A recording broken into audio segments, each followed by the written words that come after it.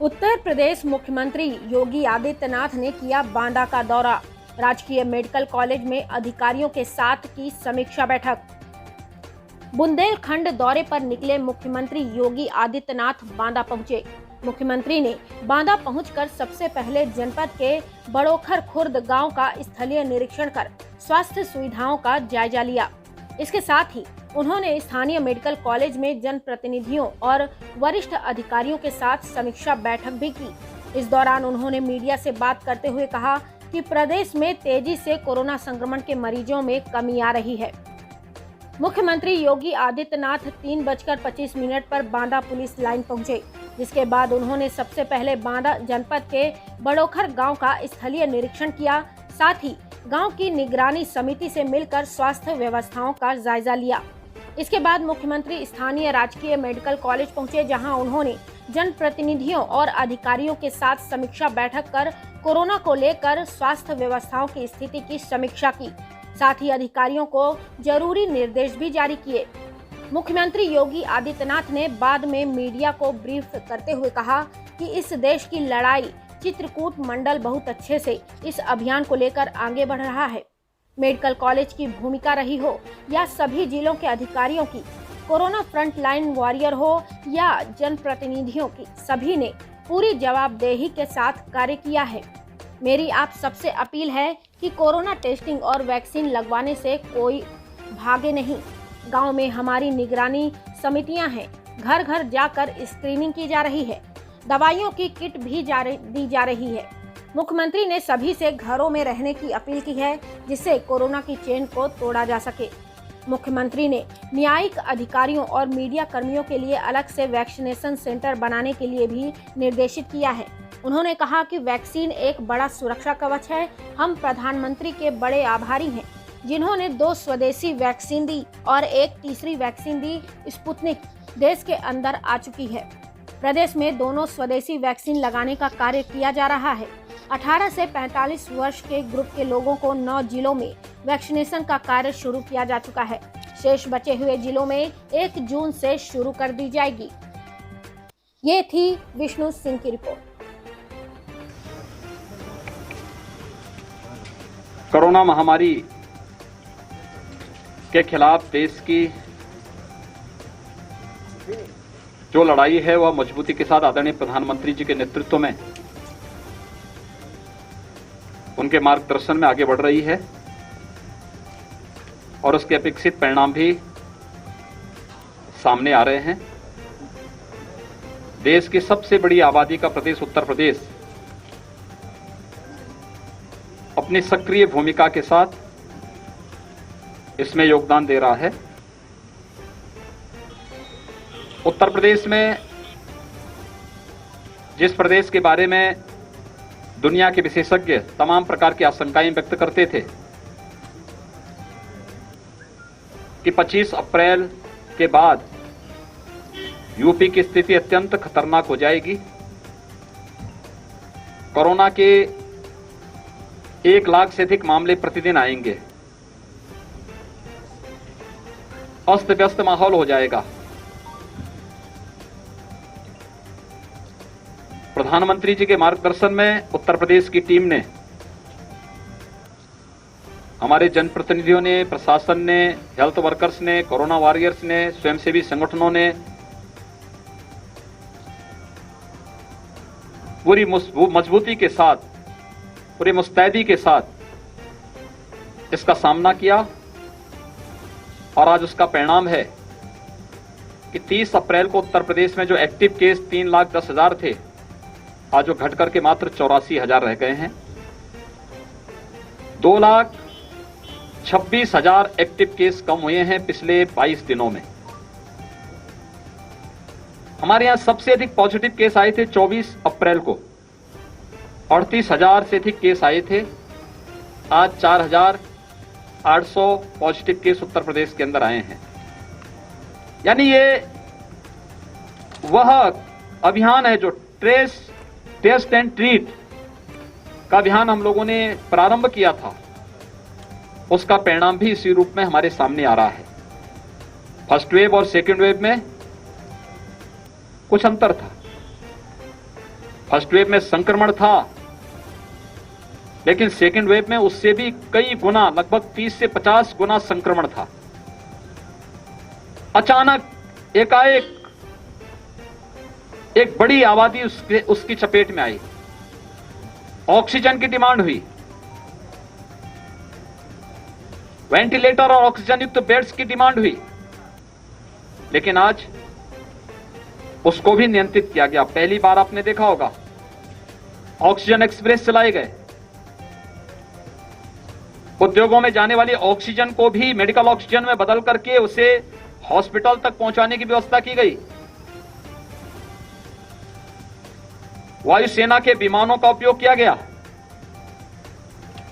और इसके बाद हर जनपद में ऑक्सीजन आत्मनिर्भरता के लक्ष्य को प्राप्त किया जा सके। आज उत्तर प्रदेश के अंदर हम लोग 300 से अधिक ऑक्सीजन प्लांट अलग अलग जनपदों में लगा रहे हैं। अगर चित्रकूट मंडल को ही हम देखेंगे तो यहां पे पहले से कुछ ऑक्सीजन प्लांट संचालित हैं, लेकिन 9 नए ऑक्सीजन प्लांट यहां पर प्रस्तावित किए गए हैं, जिन पर कहीं सिविल वर्क प्रारंभ हो चुका है, कुछ पर कार्य की कार्रवाई आगे बढ़ रही है। प्रदेश के अंदर रिकवरी बढ़ी है, पॉजिटिविटी लगातार कम हो रही है। आज पॉजिटिविटी 2% के आसपास है। रिकवरी हमारी 93% से अधिक है। टेस्ट की क्षमता बढ़ाई है हम लोगों ने। उत्तर प्रदेश में अब तक 4 करोड़ 67 लाख से अधिक टेस्ट संपन्न हो चुके हैं। मैंने हर जनपद से कहा कि पॉजिटिविटी रेट को कम करने के लिए समय पे कोविड पॉजिटिव को ट्रेस करना और उसका टेस्ट कराना। निगरानी समितियों को हम लोगों ने गांव-गांव में भेजा। आरआरटी की टीम 24 घंटे के अंदर उनका टेस्ट करती है। मेडिसिन किट हम पहले चरण में निगरानी समिति के माध्यम से वितरित कर रहे हैं। उसका परिणाम था कि जो लोग आशंका व्यक्त कर रहे थे गांव की स्थिति अत्यंत खराब होगी, आज वे गांव पूरी तरह, गांव के लोगों की जागरूकता, निगरानी समितियों की सक्रियता, आरआरटी टीम के द्वारा समय पर टेस्ट करने का परिणाम है, वे अपने को सुरक्षित महसूस कर रहे हैं। एक अभियान उस अभियान का हिस्सा है जिसमें कोरोना के खिलाफ पूरे देश की लड़ाई को विजयी बनाने की हर व्यक्ति के मन में एक संकल्प दिखाई देता है। और उस संकल्प के साथ ही मैं आज बुंदेलखंड के दौरे पर आया हूं। यहां के जनप्रतिनिधिगण, यहां की प्रशासनिक टीम, स्वास्थ्य विभाग की टीम, मेडिकल कॉलेज, हमारे कोरोना वॉरियर्स, पुलिस प्रशासन पूरी मुस्तैदी के साथ इस पूरे अभियान के साथ जुड़े हुए हैं। हमें व्यक्ति के जीवन को भी बचाना है और उसकी जीविका को भी। हमने लॉकडाउन नहीं लगाया, कोरोना कर्फ्यू लगाया। सामान्य गतिविधियां चल रही हैं, खेतीबाड़ी का काम चल रहा है, उद्योग धंधे चल रहे हैं, परिवहन निगम की बसें हमारी चल रही हैं, सब्जी मंडी का संचालन हो रहा है, आवश्यक और इमरजेंसी सेवाओं को हम निरंतर चला रहे हैं। लेकिन कुछ लोगों के कार्य अगर इससे प्रभावित हुए हैं तो उनके लिए भी व्यवस्था। प्रधानमंत्री गरीब कल्याण पैकेज के अंदर हर गरीब को मई और जून में 5 किलो खाद्यान्न पर यूनिट दिया जा रहा है। उत्तर प्रदेश सरकार ने जून, जुलाई, अगस्त में उत्तर प्रदेश के हर पात्र गृहस्थी और अंत्योदय कार्ड धारक को निःशुल्क खाद्यान्न उपलब्ध कराने और जो भी जरूरतमंद हो उसको निःशुल्क खाद्यान्न उपलब्ध करवाने की व्यवस्था की है। हर जनपद में कम्युनिटी किचन हमारे प्रारंभ हो चुके हैं। जरूरतमंद मरीज के परिजन, उनको भोजन मिल सके, कहीं उनको भटकना ना पड़े, इसके लिए ये कार्य युद्ध स्तर पर चल रहे हैं। इसके साथ ही ये भी व्यवस्था की गई है कि बहुत सारे लोग ऐसे हैं जो प्रतिदिन कमाते थे और उससे उनकी आजीविका चलती थी, उनको भरण पोषण भत्ता देने की कार्रवाई हम लोगों ने व्यवस्था प्रारंभ कर दी है। उनका रजिस्ट्रेशन शुरू हो चुका है। हर जिले से सूची मांगी जा रही है। जून प्रथम सप्ताह में इस कार्यक्रम को भी हम आगे बढ़ाएंगे। वैक्सीनेशन एक बड़ा सुरक्षा कवच है। हम सब आभारी हैं आदरणीय प्रधानमंत्री जी के, जिन्होंने देश को 2 स्वदेशी वैक्सीन दी और एक तीसरी वैक्सीन भी स्पुतनिक देश के अंदर आ चुकी है। यद्यपि जुलाई अगस्त में कई अन्य भारतीय वैक्सीन मार्केट में आने वाली हैं, लेकिन ये 2 वैक्सीन अभी संचालित हैं और इन 2 वैक्सीन को हम प्रदेश के अंदर उपयोग भी कर रहे हैं। हमने 18 से 44 आयु वर्ग के लोगों को पहले चरण में 9 जनपदों में जो सबसे ज्यादा जहां एक्टिव केस थे उनको लिया। फिर हम लोगों ने अपने सभी 18 नगर निगम जिन जनपदों में थे उनको लिया। फिर हम लोगों ने प्रदेश के अंदर हर कमिश्नरी मुख्यालय को इसके साथ जोड़ा और अब हम लोग 1 जून से प्रदेश के हर जनपद में जैसे 45 आयु वर्ग से ऊपर के सभी लोगों को वैक्सीन देने का कार्य कर रहे हैं, ऐसे 18 से लेके 44 आयु वर्ग के प्रत्येक व्यक्ति को निःशुल्क वैक्सीन देने के कार्यक्रम को आगे बढ़ा रहे हैं।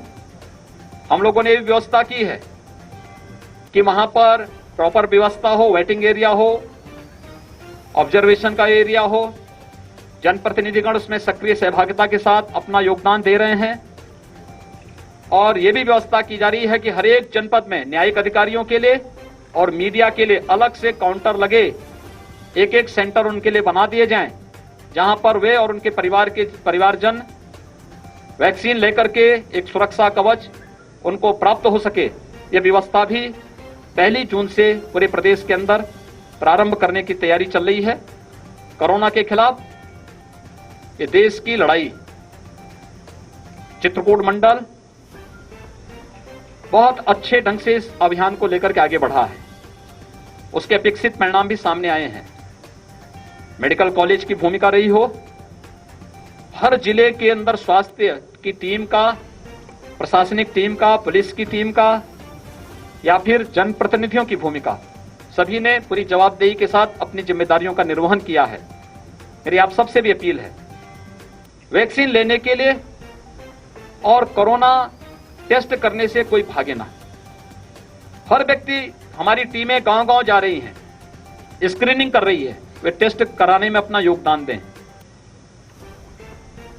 हम उनको मेडिसिन किट भी उपलब्ध करवा रहे हैं, उपचार भी फ्री है, सारी सुविधा सरकार फ्री में उपलब्ध करा रही है, इसलिए भागने की कोई आवश्यकता नहीं।